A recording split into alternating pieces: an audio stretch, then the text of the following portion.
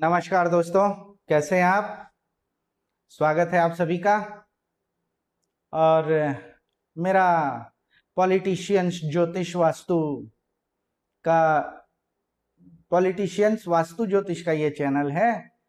कृपया आप सभी सब्सक्राइब करिए और दोस्तों को बताइए। वो सभी लोग जो समाज में समाज सेवा को करते हैं, साथ ही वो देश सेवा भी करना चाहते हैं, पॉलिसी मेकर बनना चाहते हैं, समाज में कुछ अप डाउन्स को देखते हैं तो उनको लगता है कि भाई यहाँ सुधार होना चाहिए। तो ऐसे सभी मेरे सनातन के मित्रों को जरूर बताइए, ताकि वो अपने जीवन काल में कुछ अच्छे सुधार, कुछ अच्छी आइडिया के साथ समाज की सेवा करें। मुद्दा ये नहीं है कि आप राजनीति में कुछ कमाने के लिए आएंगे। देखिए, राजनीति में कमाने के लिए आने के लिए लोग तो एक समय बहुत ही लालायित रहे हैं। उनमें से कुछ बचे हुए लोग अभी भी हैं संसद में, क्षेत्र में, और वो रहेंगे ही। राजनीति कोई आज की बात तो नहीं है, ये राजा के समय से, राज सिस्टम जब से चल रहा है तब से राजनीति है। हमारे तो देवी देवताओं में भी राजा इंद्र होते हैं, उनके मंत्री होते हैं, उनके पद होते हैं। तो ये कॉन्सेप्ट कभी नहीं बदलेगा। और हम सोचेंगे कि समुद्र की जब सारी लहरें शांत हो जाएंगी तब हम समुद्र में उतरेंगे, तैरना सीखेंगे, या कोई डूब रहा होगा तो तब हम बचाने जाएंगे जब लहरें पूरी बंद हो जाएं। तो दोस्तों, ऐसा कभी नहीं होने वाला। प्रकृति में लहरें आती ही रहेंगी, आपको उसी में कूद करके किसी को बचाना है जो डूब रहा होगा। तो जब हम देखते हैं कि समाज में कुछ सुधार की जरूरत है तो हमें कूदना ही पड़ेगा। हम लहरों के बंद होने का इंतजार नहीं कर पाएंगे, उतने में तो हमारा जीवन खत्म हो जाएगा। तो हम करेंगे कब? सिर्फ इंतजार ही करते रहेंगे कि कुछ करेंगे भी। तो ऐसे जो मेरे मित्र हैं, जो पराक्रमी हैं, जो मुसीबतों से लड़ना जानते हैं, हो सकता है कि उनको सही दिशा न मिल पाया हो क्योंकि उनके प्रोटोकॉल्स फॉलो नहीं हो रहे हैं, लेकिन उनकी भावनाएं हैं कुछ दे करके जाने की, समाज को दे करके जाने की। तो उन सभी से ये वीडियोस मेरे शेयर करिए। मैं उन्हीं के लिए काम करता हूं ताकि ज्यादा से ज्यादा लोग, जो इतने पढ़े लिखे हैं हमारे समाज के, हर युवा पढ़ा लिखा है, हर बच्चा पढ़ा लिखा है। हम तो ये कहेंगे कि आज तो मोबाइल को समझने के लिए हमें छोटे बच्चों की जरूरत रहती है। वो बताते हैं कि इसके क्या ट्रिक्स हैं, वीडियोस कैसे बनेंगे। देखिए, कोई शर्मिंदगी नहीं है, ज्ञान बड़ा है। शरीर बड़ा या छोटा नहीं होता है, आयु बड़ी छोटी नहीं होती है, ज्ञान बड़ा है। तो अगर मुझे मोबाइल चलाना नहीं आता, मुझे वीडियो बनाना नहीं आता, और मैं किसी को सीखना है मुझे, तो मैं किसी बुजुर्ग आदमी से नहीं सीख सकता। मुझे सीखने के लिए एक छोटा युवा बालक बालिका की जरूरत होगी। वो बताएंगे कि आपको वीडियोस कैसे बनाने हैं, आपको रील्स कैसे बनाने हैं। उनसे सीखना पड़ेगा, उनको गुरु बनाना पड़ेगा। उस पर्टिकुलर चीज को मुझे सीखना है तो मेरे को उनके सामने नतमस्तक होना पड़ेगा, उनके पास सरेंडर होना पड़ेगा। इसमें कोई शर्म की बात नहीं है, और इसे दिल से स्वीकार करना पड़ेगा कि हाँ, मैं ज्ञान के सामने झुक गया। ज्ञान इतना बड़ा है कि हमें उसके सामने झुकने में कोई शर्म नहीं होना चाहिए। किसी भी आयु में, किसी भी कंडीशन में हम मुसीबत में पड़े हों तो भी तो ज्ञान ही हमें बचाता है। तो कहना यह है दोस्तों कि आप लोगों से मेरी वीडियो शेयर करिए। मैं केवल एक ही काम करता हूं जिसके दो पार्ट हैं कि मैं कैरियर और धन को देखता हूं। आपके पास धन कैसे आएगा, कैसे टिकेगा, और दूसरा आपको कौन से कैरियर प्रोफेशन को सक्सेस करने के लिए क्या करना पड़ेगा। मैं प्रोटोकॉल्स बताता हूं, मैं उस चीज को पढ़ के बताता हूं। मैं कोई नया चीज नहीं बनाता, मैं कोई भगवान नहीं हूं कि मैंने प्रकृति को बदलने के लिए कोई नया चीज बना दिया। नहीं दोस्तों, मैं केवल उन प्रोटोकॉल्स को समझता हूं और उसको आपको बताता हूं और उसको आपको फॉलो करवाता हूं ताकि आप उस चीज में सफल हो जाएं। बस मैं इतना ही कर सकता हूं। और कैरियर और धन से संबंधित सेक्टर के अलावा मैं कुछ भी बातें नहीं करता हूं। हाँ, कोई मुसीबत में पड़ गया हो, कुछ देखने को बोलता है, तो बिल्कुल मैं उसकी मदद करूंगा समझ करके। लेकिन जो मेरा रिसर्च है, जो मेरा काम है, वो स्पेशली इसी सेक्टर में है। और मैं स्पेशली समाज सेवकों के लिए काम करता हूं, क्योंकि यही समाज सेवक आगे चल के हमारे राष्ट्र को बनाएंगे, हमारे समाज को बनाएंगे। उन्हीं के बताए हुए जो समस्याओं को सॉल्व करने के तरीके हैं, उसी पर हमारा समाज में कानून बनेगा। उस कानून से हमें फायदा होगा। तो मैं रहूं नहीं रहूं, मेरी जनरेशन को फायदा होगा, मेरे पड़ोसी के जनरेशन को फायदा होगा। तो मैं समाज में क्या कंट्रीब्यूट कर सकता हूं, तो मैं कर रहा हूं कि मेरे पास ये जानकारी है, मैं ये काम कर सकता हूं, तो मैं उस काम को जिम्मेदारी लेकर के कर रहा हूं। अब दोस्तों, ये वीडियो बनाने का एक बहुत ही दुखद घटना पर यह वीडियो बनाना जरूरी था, जो बिल्कुल करंट का है। आज 17 जून तारीख है दोस्तों। मेरे सामने पत्रिका न्यूज़पेपर है।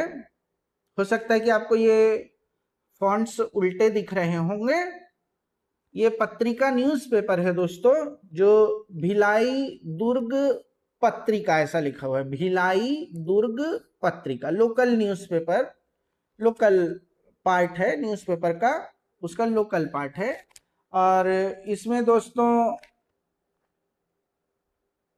इसमें बुधवार 17 जून 2026, बुधवार 17 जून 2026 ऐसा लिखा हुआ है। हो सकता है कि ये मिरर इफेक्ट आ रहा होगा, जिसके कारण आपको पढ़ते नहीं बन रहा होगा। मुझे भी ये कैमरे में मिरर दिख रहा है, इसलिए मैं ऐसा ही समझ रहा हूँ, सोच रहा हूँ कि शायद ये आपको उल्टा दिख रहा होगा।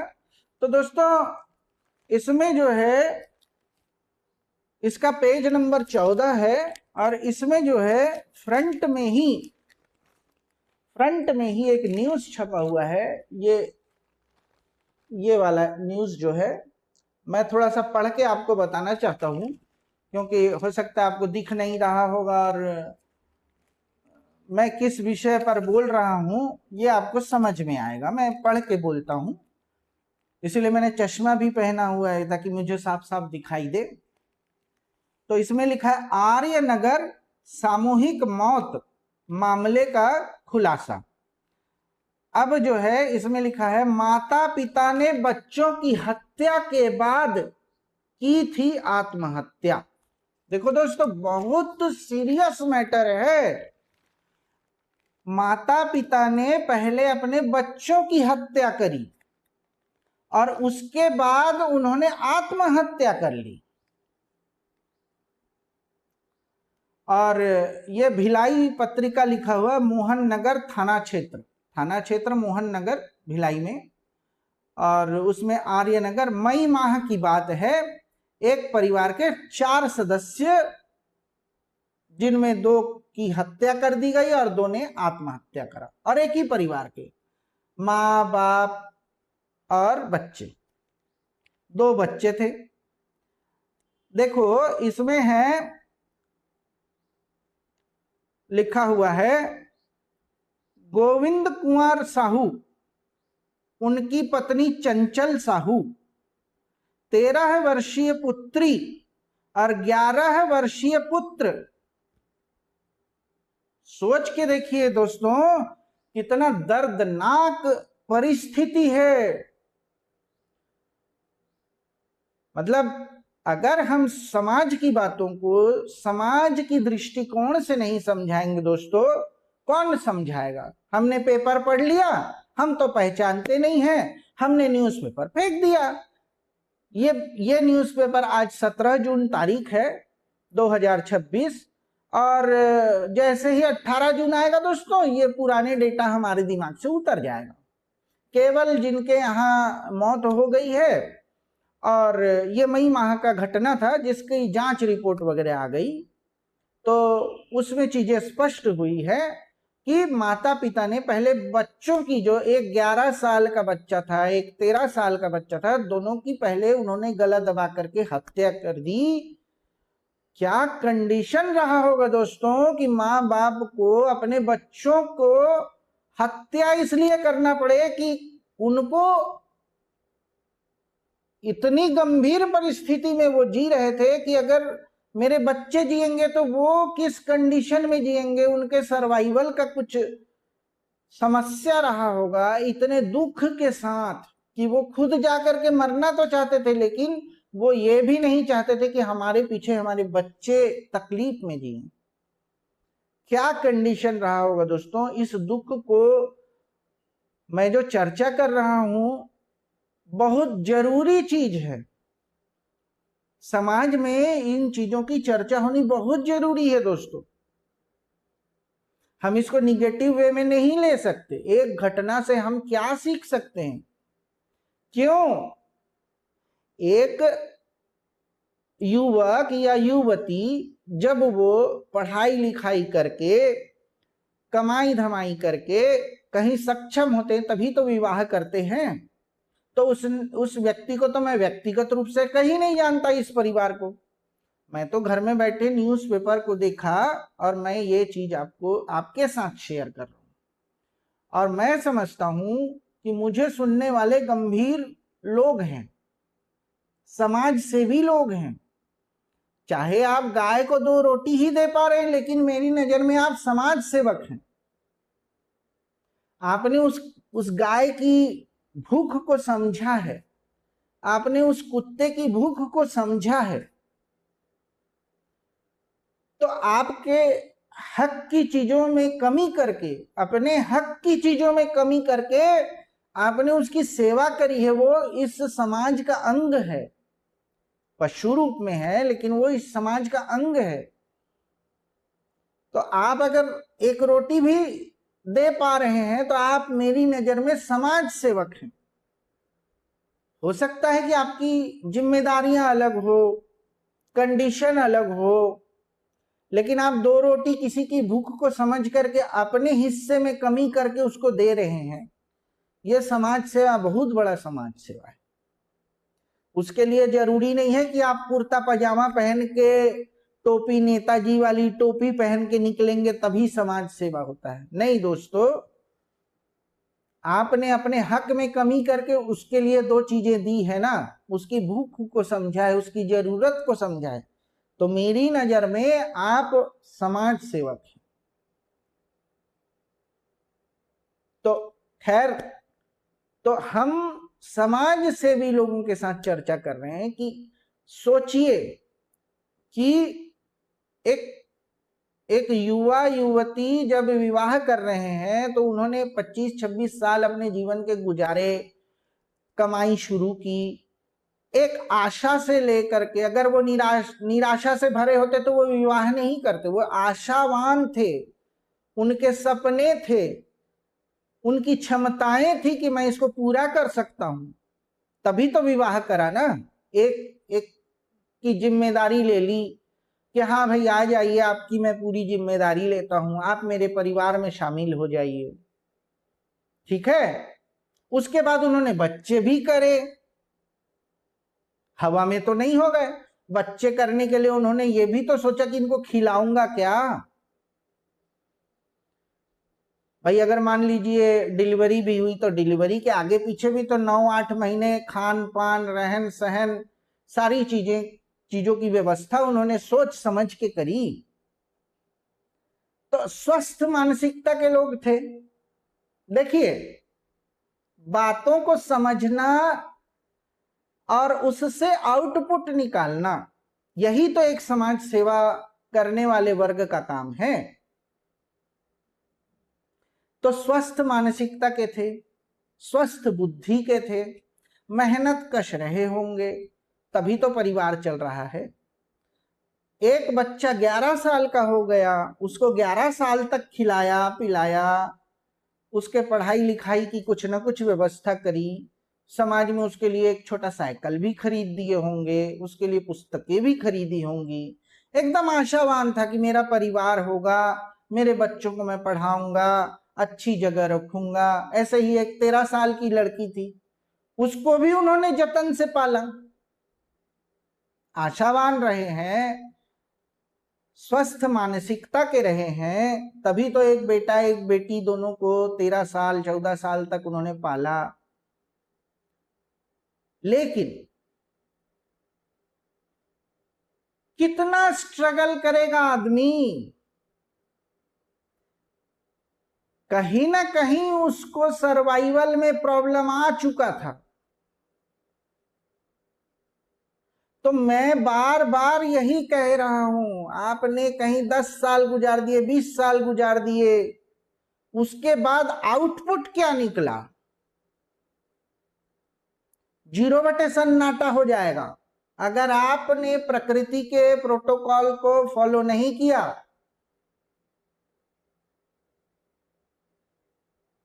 इतने सारे सपने, इतने सारे इन्वेस्टमेंट आखिर में अपने हाथों से उन्होंने बर्बाद इसलिए कर दिया कि उनकी सेविंग भी नहीं बची रही होगी।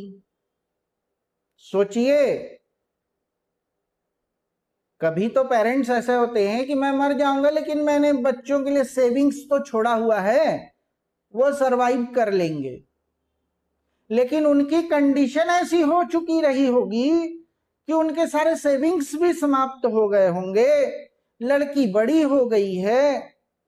मैं तो केवल अंदाजा ही लगा करके गणित को सामाजिक रूप से समझने की कोशिश कर रहा हूं, मैं कोई भगवान नहीं हूं।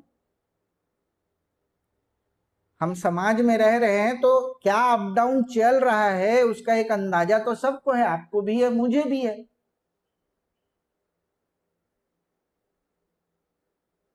तो ये मजाक की बात नहीं है दोस्तों, हम इग्नोर कर सकते हैं, अरे ये सब तो होते रहता है, या उसने खराब किया, कोई घटना घटी है तो हम उससे सचेत हुए कि नहीं हुए? क्या हमने किसी के परिवार को बचाने की कोशिश करी? हम किसी परिवार को जाकर के रोज 2,000 रुपए रोजाना नहीं दे सकते कि चलो तुम सरवाइव कर लो, या तुम एक काम करना रोज मेरे से 500 रुपए अपनी रोजी ले जाना, या 1,000 रुपए तुम अपनी रोजी मुझसे ले जाना। ऐसा नहीं कर सकते हम, सबको अपने अपने काम करने पड़ेंगे, अपनी अपनी जिम्मेदारियां उठानी पड़ेगी। लेकिन तकलीफ कहां हो गई? इतनी स्वस्थ मानसिकता का परिवार जो ऑलरेडी एक परिवार बना रहा है और भविष्य की प्लानिंग्स है उसके पास, लेकिन अपने ही हाथों अपने ही बच्चों का उसने पहले कत्ल किया, गला दबा करके। कितना मतलब डरा हुआ था भविष्य को लेकर के। तो एक अगर आपके सलाह से, मेरे प्रयास से किसी को एक रास्ता मिल जाता है कि दोस्त तुम्हारे प्रोटोकॉल कहते हैं कि यहां ना रहो, जगह बदल लो। दोस्त, आप जो इस तरीके से चल रहे हो इसमें थोड़ा बदलाव कर लो। हो सकता है भविष्य में हम लोगों को बचा सकें। कोई किसी का बुरा नहीं चाहता है दोस्तों, लेकिन जब बुरा घट जाता है तो उस बुरा घटने के बाद क्या हम दोबारा उसी चीज का इंतजार करें? नहीं, अपना अपना प्रयास करें कि हम क्या कर सकते हैं समाज के लिए, हमारा क्या योगदान है, क्यों ऐसा हो रहा है, इस प्रॉब्लम को कैसे सॉल्व किया जाए।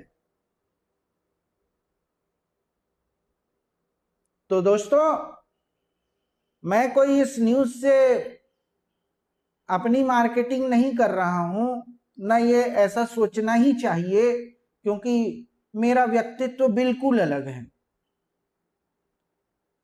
मैं सिर्फ ये कहना चाहता हूं कि कोई दुर्घटना घटने के बाद क्या हम समाज में जागरूकता ला करके जो है लोगों को समझा सकते हैं, उनको दिशा दे सकते हैं? क्या हमारे प्रयास से एक परिवार भी खुश रह सकता है भविष्य में? देखिए, मैं नहीं जानता क्या होने वाला है भाई। ईश्वर किसी को मेरे पास भेजता है, मुझे अगर योग्य समझता है तो वो किसी ना किसी जरूरतमंद को मेरे पास भेज ही देता है।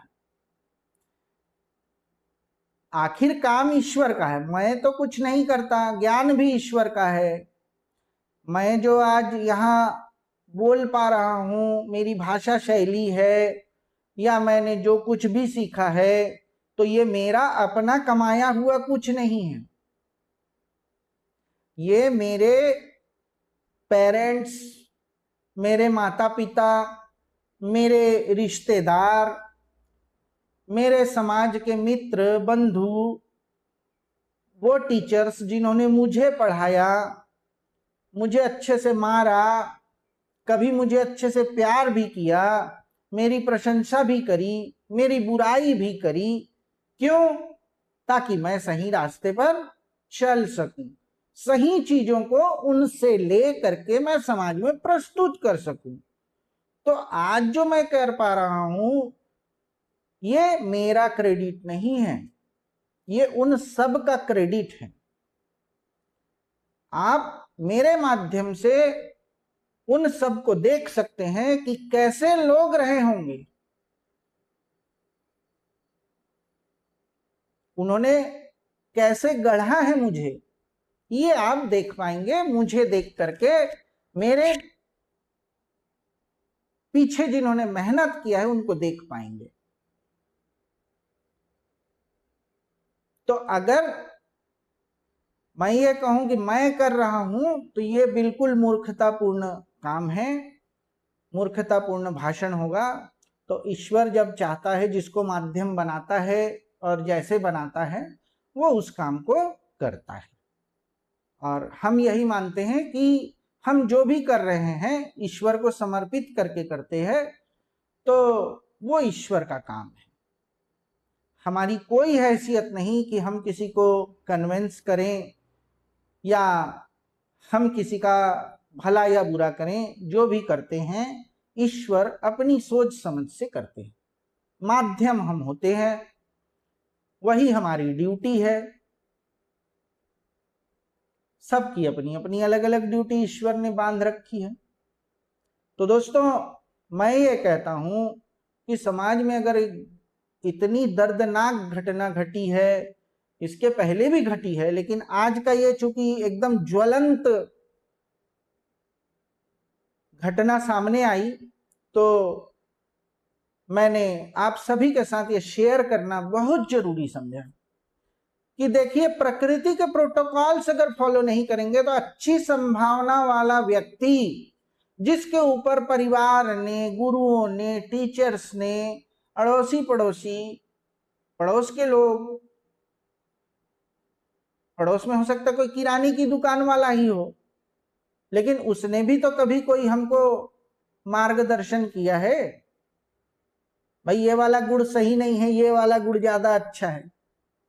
आप कम ना आकिए किसी ज्ञान को। ये वाला गुड़ ना ले बेटा, इसमें सोडा ज्यादा है, ये वाला गुड़ ले ले, इसमें सोडा कम है, अच्छा है, स्वास्थ्य के लिए अच्छा। किराने की दुकान वाला भी हमारे ग्रोथ में उसने अपना योगदान दिया हुआ है। ये मेरा नजरिया है, मैं नहीं बोलता सारा दुनिया का नजरिया क्या है, ये मेरा नजरिया है अपना। तो दोस्तों कोशिश करें कि लोगों को ये जागरूकता बने कि हमको प्रकृति के प्रोटोकॉल फॉलो करने पर हर चीज मिलेगा। ईश्वर ने सब कुछ दिया है आपको, हर किसी को दिया है, दिल खोल के दिया है, बस हम प्रोटोकॉल को फॉलो नहीं कर पा रहे हैं या कर रहे हैं, इसलिए हम मुसीबत में। धन्यवाद दोस्तों, बहुत जरूरी वीडियो था। और चैनल को सब्सक्राइब करें, लाइक करें, ताकि ज्यादा से ज्यादा लोगों तक पहुंचे। दोस्तों क्या है कि लोग वीडियो देख रहे हैं लेकिन लाइक नहीं कर रहे हैं, सब्सक्राइब नहीं कर रहे हैं। तो ऐसा यूट्यूब में देखने के लिए मुझे एक बच्चे ने सिखाया कि देखिए ऐसे देखते हैं, तो मैं भी जाना। तो दोस्तों धन्यवाद। किसी भी जरूरत पर आप मुझे कॉल करें, अपॉइंटमेंट लें, मिलें, और अगर कोई चर्चा करना चाहते हैं तो बिल्कुल करें। और वीडियो में कमेंट जरूर करें दोस्तों। देखिए कमी बेशी हो सकती है, मेरे प्रेजेंटेशन में हो सकती है, या मेरे किसी बात को आप समझ नहीं पाए होंगे, तो आप कमेंट करें ताकि मैं उसको समझ करके आपकी समस्या पर कोई वीडियो बना करके प्रस्तुत करूं, ताकि 4 लोगों का फायदा हो जाए। धन्यवाद दोस्तों, जय श्री राम।